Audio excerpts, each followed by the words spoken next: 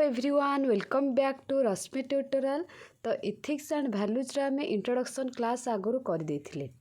तो आजिर क्लास रे आमे पढ़िबा भारत संविधान रो मौलिक वैशिष्ट्य माने salient features of the Indian constitution. First कथा होची संविधान कोन आगु आपण मानकु कहि देइची सेटा भलो से बुझी जाइथिबे। सेतबे आज आमे भारत संविधान रो मौलिक वैशिष्ट्य गुड़ाक सब कोन जानिबा। स्टार्ट करबा पूर्व आपण मानक रिक्वेस्ट समस्ते गोटे गोटे शेयर कर दिंतु, बहुत सारा पिला जॉइन हो पारे।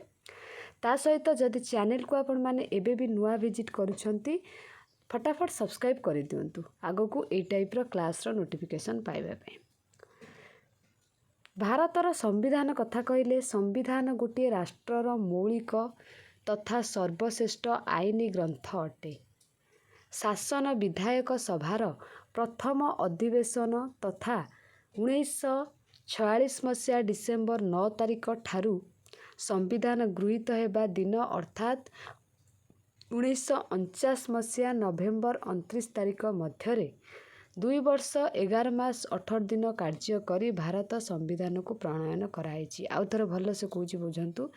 शासन विधायक सभार प्रथम अधिवेशन है प्रथम अधिवेशन माने बुझीपारे जोटा कि 1946 मसीहा डिसेम्बर 9 तारिख 1946 मसीहा डिसेम्बर 9 तारिख एटा को नोट करंतु। पाखरे सब बेले कॉपी आ पेन रखिथिबे क्लास कला बेले लिखिबे पॉइंट देकी लिखंतु। शासन विधायक सभार प्रथम अधिवेशन केबेठारु हेतिला 1946 मसीहा डिसेम्बर 9 तारिख ठारू संविधान गृहीत हेबा दिन अर्थात गृहीत हैला को दिन 1949 मसीहा नवेम्बर 29 तारिख। तो 1946 मसीहा डिसेम्बर 9 तारिख ठारू 1949 मसीहा नवेम्बर 29 तारिख मध्य 2 वर्ष 11 मार्च 18 दिन कार्य करी भारत संविधान को प्रणयन करा जाइछि। एही संविधान 1950 मसीहा जनवरी 26 तारिख कार्यकारी होइतिला। केबे कार्यकारी होइतिला एटा सबुठु इम्पोर्टेंट लिखि रखंतु। 1950 मसीहा जनवरी 26 तारिख एटा कार्यकारी हैला। प्रणयन एबे करागला बट कार्यकारी 1950 जनवरी 26 रे। भारतर संविधान एक संपूर्ण मौलिक सृष्टि हुए नहीं। यह विश्वर विभिन्न संविधान द्वारा प्रभावित होइतिबारु एहाकु उद्धृत संविधान बोली समालोचना करा जाय थाए। माने विभिन्न सबु अलगा है विभिन्न विश्वर विभिन्न संविधान द्वारा जिते सब संविधान अच्छी माने जहाँ सब अदर कंट्री मानक रहिला सेटा को फॉलो करा जायछि। सेतपई एहाकु उद्धृत संविधान कुहा जाय। किंतु संविधान प्रणेता माने गोटे उत्तम और कार्यकारी संविधान लक्ष्य रखी एथिरे सफल होइतिबारु एहा भारतर संविधानर विशेषत्व। भारतीय संविधानर केतेक मौलिक वैशिष्ट्य रहिछि कौन कौन सेगुड़ाक चलन्तु जानिबा। फास्ट होची विश्वर सर्वबृहत लिखित संविधान। भारतीय संविधान पृथ्वीर बृहत्तम लिखित संविधान। यही संविधान 395 धारा और 12टी अनुसूची लिपिबद्ध रही। धारा मीन्स आपण मानकर आर्टिकल है पढ़ी माने यही धारा अनुसार या लिखित यही धारा या लिखित होइछि किबा यही धारा या सब शुणी मुवी मानक शुणी सहित आपण माने राजनीति विज्ञान रे सब स्कूल टाइम रे भी शुणी। तापर संविधान को समुदाय 22 भाग रे विभक्त कराई जेटा सब नोट करिवे। पृथ्वीर अन्यान्य गणतांत्रिक संविधान तुलन में भारतीय संविधान आकार केतेक कारणरू वृद्धि पाइछि। एही संविधान उभय केंद्र और राज्य सरकार संगठन और परिचालन विषय रे आलोचना करा जाइछि। तापर कहिछि शासन संपर्कीय नीति और नियमावली यही संविधान रे स्पष्ट भाव में लिखित होइथिबारु संविधानर आकार वृद्धि पाइछि।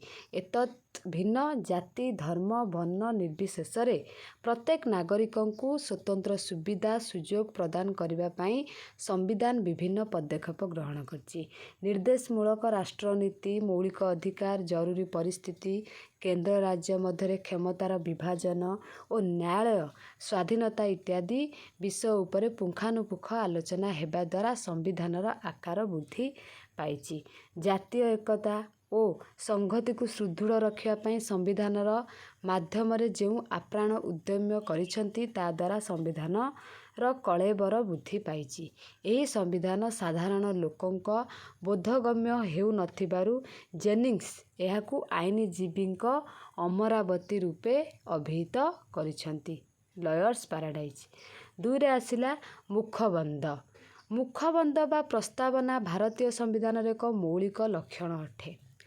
ଭାରତୀୟ ସମ୍ବିଧାନର ବିଶାଳତାକୁ ଲକ୍ଷ୍ୟ କରି ସାମ୍ବିଧାନିକମାନେ ଏହି ମୁଖବନ୍ଧ ବିଷୟରେ ଆଗ୍ରହ ପ୍ରକାଶ କରିଛନ୍ତି। ମୁଖବନ୍ଧ ଆମ ସମ୍ବିଧାନର ପ୍ରବେଶିକା ବା ଉଦ୍ଦେଶିକା ଅଟେ। ସମ୍ବିଧାନର ପ୍ରକୃତି, ଲକ୍ଷ୍ୟ, ବିଚାର ସବୁ ମୁଖବନ୍ଧରେ ସଂକ୍ଷିପ୍ତ ଭାବରେ ପ୍ରକାଶ ପାଇଛି। ଅର୍ଥାତ୍ ସମ୍ବିଧାନର ମୁଖବନ୍ଧ ନାଗରିକମାନଙ୍କୁ ସମ୍ବିଧାନର ନୀତି ନିୟମ ବିଷୟରେ ସଂକ୍ଷିପ୍ତ ଓ ସରଳ ଭାଷାରେ ବୋଧଗମ୍ୟ କରିବାକୁ ଚେଷ୍ଟା କରାଯାଇଛି। ତେଣୁ ମୁଖବନ୍ଧକୁ ସମ୍ବିଧାନର ପ୍ରବେଶ ଦ୍ୱାର କୁହାଯାଏ। ଏଠାରେ ଗୋଟେ ଆପଣମାନଙ୍କର ସର୍ଟ କ୍ୱେଶ୍ଚନ୍ ଆସିବ ବା fill in the blanks.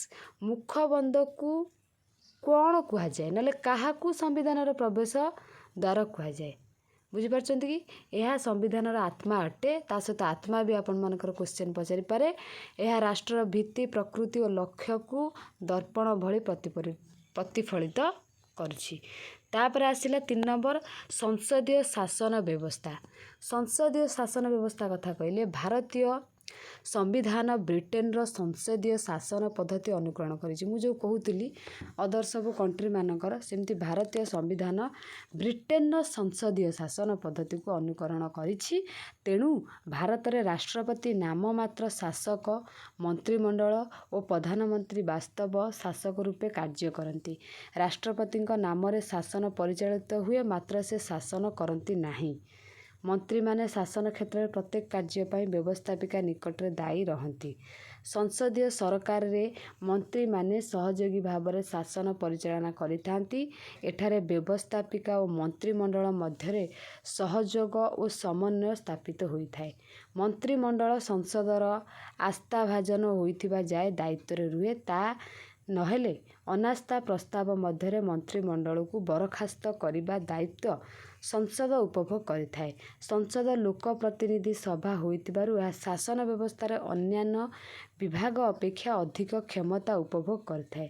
Bharat ଦୀର୍ଘଦିନ ଧରି ବ୍ରିଟିଶ ସଂସଦୀୟ ଶାସନ ସଂସ୍ପର୍ଶରେ ଆସିବା ଫଳରେ ଏଠାରେ ସଂସଦୀୟ ଶାସନ ବ୍ୟବସ୍ଥା ପ୍ରଚଳନ କରାଗଲା। ଏ ଲାଷ୍ଟ ପଏଣ୍ଟଟାକୁ ମନେ ରଖନ୍ତୁ କ'ଣ ଲେଖିଛି। ସଂସଦ ଲୋକ ପ୍ରତିନିଧି ସଭା ହୋଇଥିବାରୁ, ସେ ପଏଣ୍ଟଟା ନୁହଁ, ନେକ୍ସଟ ପଏଣ୍ଟଟା, ଭାରତ ଦୀର୍ଘ ଦିନ ଧରି ବ୍ରିଟିଶ ସଂସଦୀୟ ଶାସନ ସଂସ୍ପର୍ଶରେ ଆସିବା ଫଳରେ ଏଠାରେ ସଂସଦୀୟ ଶାସନ ବ୍ୟବସ୍ଥା ପ୍ରଚଳନ ହେଲା। ଏଇଟାକୁ ଭଲସେ ମନେ ରଖିଥିବେ। ଠିକ୍ ଅଛି। ଏବେ ଆସିଲା 4ରେ ନମନୀୟ ଓ ଅନମନୀୟ ମଧ୍ୟରେ ସମାନତା। ଭାରତୀୟ ସମ୍ବିଧାନ ସଂଶୋଧନ ପଦ୍ଧତି ନମନୀୟ ଓ ଅନମନୀୟତା ମଧ୍ୟରେ ଏକ ସମନ୍ୱୟ ରକ୍ଷା କରିଛି। ସମ୍ବିଧାନ ସଂଶୋଧନ ପଦ୍ଧତି ଧାରା 368ରେ ଲିପିବଦ୍ଧ। ଏହାକୁ ବିଶ୍ଳେଷଣ କଲେ ଜଣାଯାଏ ଯେ ସମ୍ବିଧାନରେ ଅନେକ ବିଷୟକୁ ସହଜରେ ସଂଶୋଧନ କରାଯାଇପାରେ, ତେଣୁ ସେଗୁଡ଼ିକୁ ନମନୀୟ କୁହାଯାଏ।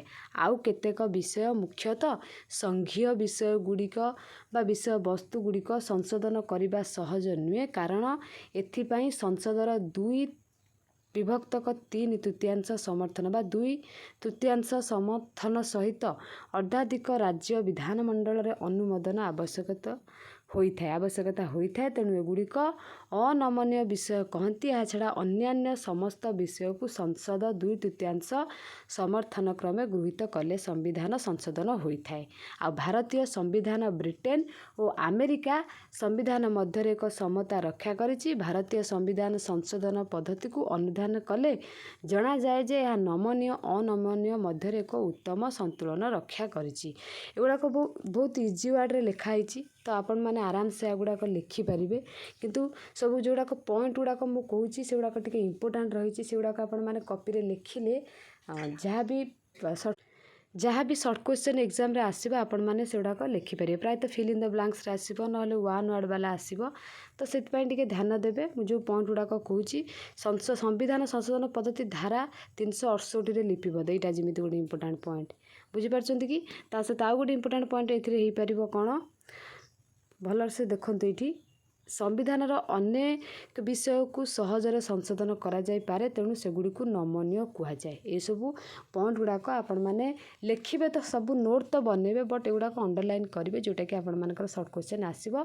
एमती देखा गले आम भारतर संविधान रे केतोटी मौलिक वैशिष्ट्य अच्छी 14टी। आज तो आम 4टी पढ़िले आसंता काली अलगा जहाँ सब रही पढ़ा। बास आपण मैंने बहुत सारा शेयर करूँ सो दैट मत मोटिवेटेड लगे आपण मानी रेगुलर एमती क्लास आने शेयर कले बहुत सारा पिला जॉइन हेबे। बहुत सारा पिला जॉइन हेले मु सबू क्लास सारिया चेष्टा करी। आउ आपण मैंने नोट बन के मत टेलीग्राम चैनल शेयर करेंगे। आज क्लास आम ये रखा। Thank you all.